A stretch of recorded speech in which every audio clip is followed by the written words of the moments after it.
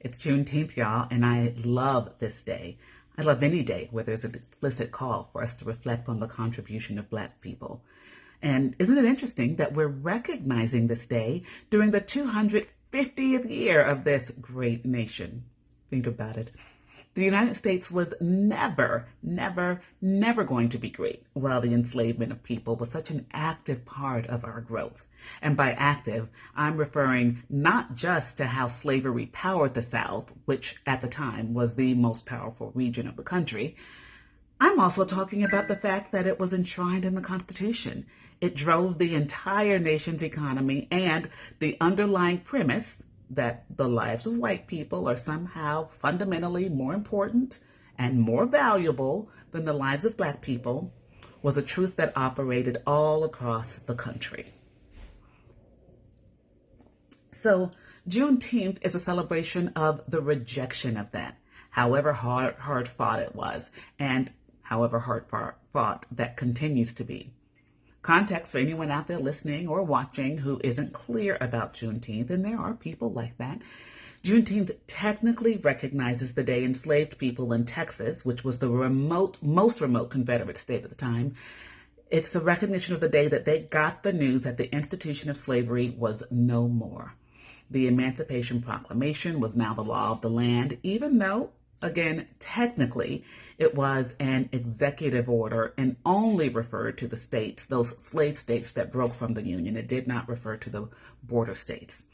I also want to be clear that Lincoln did not free the slaves.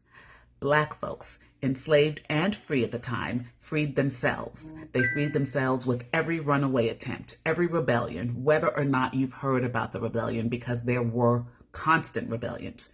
They freed themselves with every poisoning of a slave master, with every decision to wait for a better moment, with every birth, and with every moment of laughter, and with every decision to love each other anyway, despite the threat of death and separation.